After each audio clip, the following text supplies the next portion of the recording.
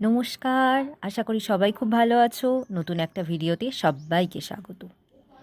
আগের ভিডিওগুলোতে আমরা ক্লাস 5-এর পরিবেশ ও বিজ্ঞান বইয়ের কিছু প্রথম অধ্যায়ে মানবদেহর কিছু প্রশ্ন উত্তর জেনে নিয়েছিলাম। আজকের বাকি প্রশ্ন উত্তরগুলো জেনে নেওয়া যাক। চলো শুরু করি। প্রশ্ন: ডাক্তারবাবুরা ঘাম হলে একটু নুন জল খাওয়ার পরামর্শ দেন কেন? কারণ ঘামে নুন ও শরীরের কিছু বর্জ্য থাকে।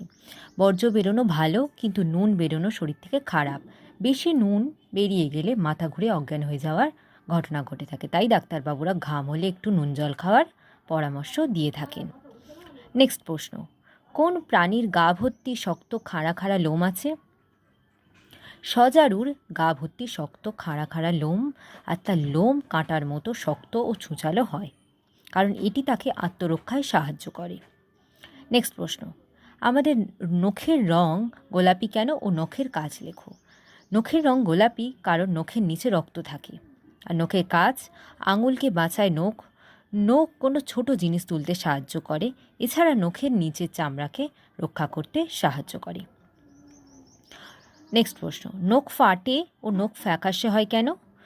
নখ ফাটে ও ফ্যাকাশে হয় কারণ শরীরে রক্তাল্পতা বা রক্ত কমে গেলে নখের মাঝখানটা তখন একটা চামচের মতো হয়ে যায়, আর তখন নখ ফেটে যায় এবং ফ্যাকাশে হয়ে যায়।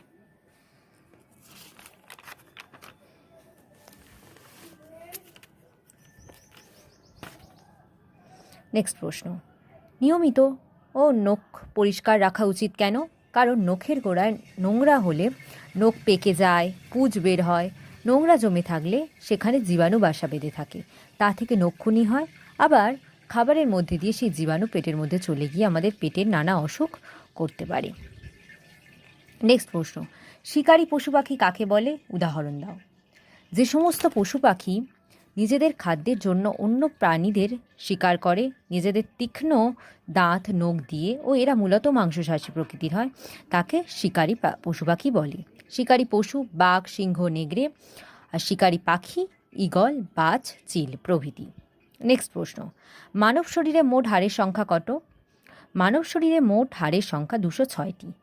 কবজি থেকে আঙুলের মাথা পর্যন্ত মোট 19টি জোড় আছে হাড়ের। অস্থি সন্ধি কি? হাড় হলো অস্থি আর জোড় হলো সন্ধি। হাড়ের জোড়কেই বলা হয় অস্থি সন্ধি।